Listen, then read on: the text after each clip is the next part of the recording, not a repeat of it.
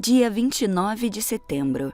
Capítulos de hoje: Mateus 27, Isaías 55 e 56. Mateus 27.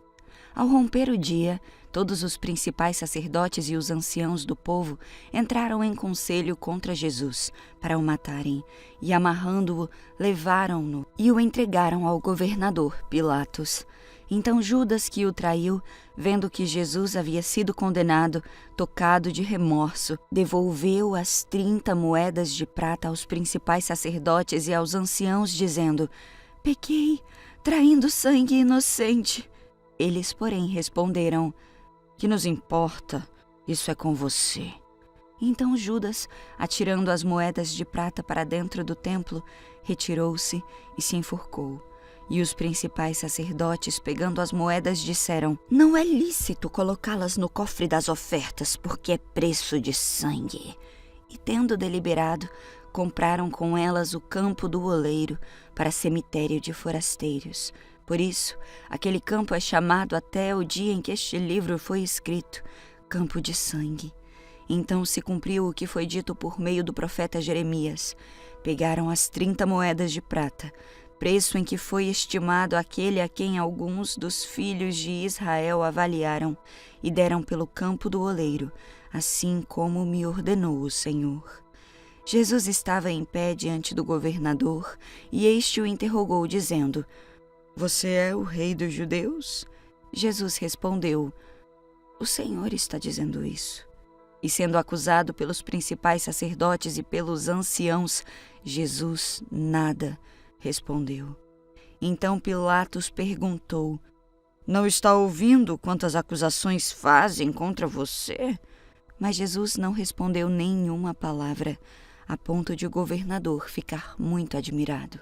Ora, por ocasião da festa, o governador costumava soltar ao povo um preso, conforme eles quisessem.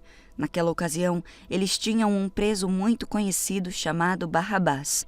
Estando, pois, o povo reunido, Pilatos lhes perguntou: "Quem vocês querem que eu solte? Barrabás ou Jesus, chamado Cristo, o Messias?" Porque sabia que era por inveja que eles tinham entregado Jesus. Estando Pilatos sentado no tribunal, a mulher dele mandou dizer-lhe: "Não se envolva com esse justo, porque hoje em sonho sofri muito por causa dele." Mas os principais sacerdotes e os anciãos persuadiram o povo a que pedisse Barrabás e condenasse Jesus à morte. De novo, o governador perguntou: "Qual dos dois vocês querem que eu solte?" Eles responderam: "Barrabás." Pilatos lhes perguntou: "O que farei então com Jesus, chamado Cristo?" Todos responderam: "Que seja crucificado." Pilatos continuou: "Que mal ele fez?" Porém, eles gritavam cada vez mais: "Que seja crucificado!" Vendo Pilatos que nada conseguia e que, ao contrário, o tumulto aumentava, mandou trazer água e lavou as mãos diante do povo, dizendo: "Estou inocente do sangue deste homem. Fique o caso com vocês." E o povo todo respondeu: "Que o sangue dele caia sobre nós e sobre os nossos filhos." Então Pilatos lhes soltou Barrabás, e depois de mandar açoitar Jesus, entregou-o para ser crucificado.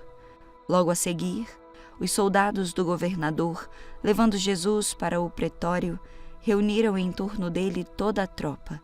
Tiraram a roupa de Jesus e o vestiram com um manto escarlate, e tecendo uma coroa de espinhos, a puseram na cabeça dele e colocaram um caniço na sua mão direita. E ajoelhando-se diante dele, zombavam, dizendo: "Salve, Rei dos Judeus!" E cuspindo nele, pegaram o caniço e batiam na sua cabeça. Depois de terem zombado dele, tiraram-lhe o manto e o vestiram com as suas próprias roupas. Então o levaram para ser crucificado. Ao saírem, encontraram um cireneu chamado Simão, a quem obrigaram a carregar a cruz de Jesus. E chegando a um lugar chamado Gólgota, que significa lugar da caveira, deram vinho com fel para Jesus beber. Mas ele, provando-o, não quis beber. Depois de o crucificarem, repartiram entre si as roupas dele, tirando a sorte, e assentados ali, o guardavam. Por cima da cabeça de Jesus, puseram por escrito a acusação contra ele: Este é Jesus, o Rei dos Judeus. E 2 ladrões foram crucificados com ele, um à sua direita e o outro à sua esquerda. Os que iam passando blasfemavam contra ele, balançando a cabeça e dizendo: Ei, você que destrói o santuário e em 3 dias o reedifica, salve a si mesmo, se você é o Filho de Deus, e desça da cruz.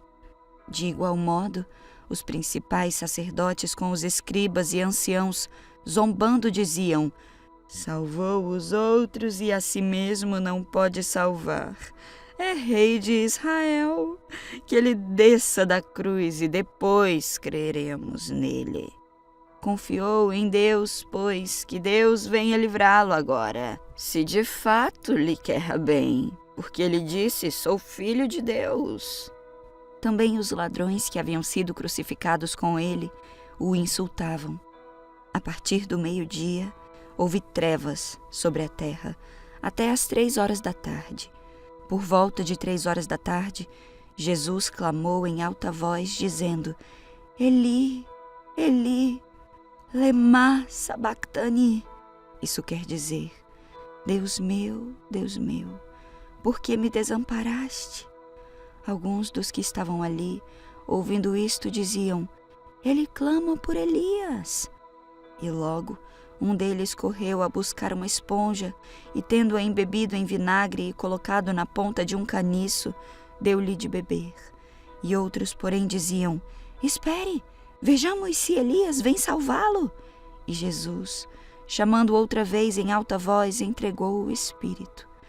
Eis que o véu do santuário se rasgou em 2 partes, de alto a baixo. A terra tremeu e as rochas se partiram. Os túmulos se abriram e muitos corpos de santos já falecidos ressuscitaram. E saindo dos túmulos depois da ressurreição de Jesus, entraram na cidade santa e apareceram a muitos. O centurião e os que com ele guardavam Jesus, vendo o terremoto e tudo o que se passava, ficaram possuídos de grande temor e disseram: Verdadeiramente, este era o Filho de Deus. Estavam ali muitas mulheres, observando de longe. Eram as que vinham seguindo Jesus desde a Galileia para o servir. Entre elas estavam Maria Madalena, Maria, mãe de Tiago e de José, e a mulher de Zebedeu. Ao cair da tarde, veio um homem rico de Arimateia, chamado José, que era também discípulo de Jesus. Este foi até Pilatos e lhe pediu o corpo de Jesus. Então Pilatos mandou que o corpo lhe fosse entregue. E José, levando o corpo, envolveu-o num lençol limpo de linho e o depositou no seu túmulo novo, que ele tinha mandado abrir na rocha. E rolando uma grande pedra para a entrada do túmulo, foi embora. Estavam ali sentadas em frente do túmulo Maria Madalena e a outra Maria. No dia seguinte, que é o dia depois da preparação, os principais sacerdotes e os fariseus se reuniram com Pilatos e lhe disseram: Senhor, nos lembramos que aquele enganador, enquanto vivia, disse: Depois de 3 dias ressuscitarei. Portanto, mande que o túmulo seja guardado com segurança até o 3º dia, para que não aconteça que, vindo os discípulos dele, o roubem e depois digam ao povo: ressuscitou dos mortos. E este último engano será pior do que o primeiro. Pilatos respondeu: Uma escolta está à disposição de vocês. Vão e guardem o túmulo como bem entenderem. Indo eles, montaram guarda ao túmulo, selando a pedra e deixando-a ali a escolta. Isaías 55. Graça oferecida gratuitamente a todos. Ah, todos vocês que tendes sede, vinde às águas, e vós que não tendes dinheiro, vinde, comprai e comei. Sim, vinde, e comprai, sem dinheiro e sem preço, vinho e leite. É tudo de graça. Por que gastar seu dinheiro com comida que não fortalece? Por que pagar por aquilo que não satisfaz? Ouçam-me, e vocês comerão o que é bom e se deliciarão com os alimentos mais saborosos. Venham a mim com os ouvidos bem abertos, escutem e encontrarão vida. Farei com vocês uma aliança permanente, o amor que fielmente prometi a Davi. Vejam como eu o usei para mostrar meu poder aos povos. Eu o fiz governante das nações. Vocês também darão ordens a nações que não me conhecem, e povos desconhecidos virão correndo lhes obedecer. Pois eu, o Senhor, seu Deus, o Santo de Israel, os tornei gloriosos. Busquem o Senhor enquanto podem achá-lo. Invoquem-no agora enquanto ele está perto. Que os perversos mudem de conduta e deixem de lado até mesmo a ideia de fazer o mal. Que se voltem para o Senhor, para que ele tenha misericórdia deles. Sim, voltem-se para nosso Deus, pois ele os perdoará generosamente.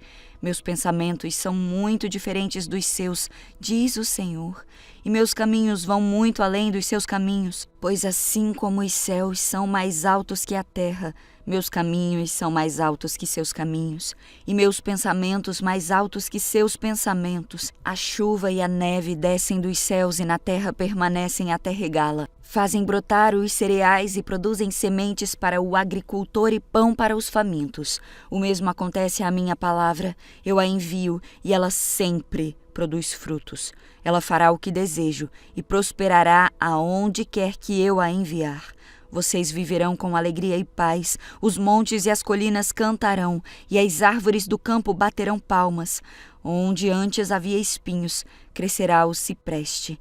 Onde antes havia urtigas, brotará a murta. Isso resultará em glória para o nome do Senhor. Será sinal permanente, que nunca será destruído. Isaías 56. Bênçãos para todas as nações. Assim diz o Senhor: sejam justos e façam o que é certo, pois logo virei para livrá-los e para mostrar minha justiça entre vocês. Feliz é aquele que tiver o cuidado de agir desse modo. Feliz é aquele que honrar meus sábados e evitar fazer o mal.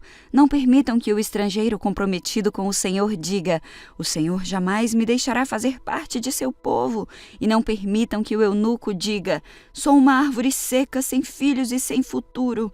Pois assim diz o Senhor: eu abençoarei os eunucos que guardarem meus sábados e fizerem o que me agrada e se apegarem à minha aliança.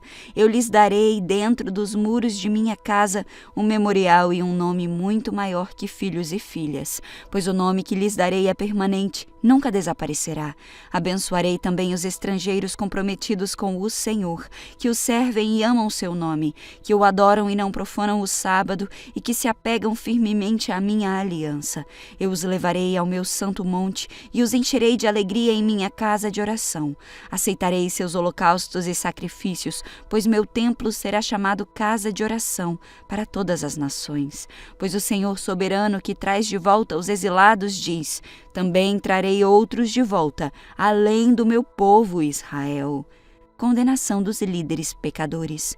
Venham, animais do campo, venham, animais do bosque, venham e devorem, pois os vigias do meu povo são cegos e ignorantes, são como cães de guarda mudos, que não avisam quando o perigo se aproxima. Gostam de ficar deitados, dormindo e sonhando, como cães gulosos nunca estão satisfeitos. São pastores ignorantes, cada um segue seu caminho e procura seus interesses. Dizem: venham, vamos arranjar vinho e dar uma festa, vamos nos embebedar.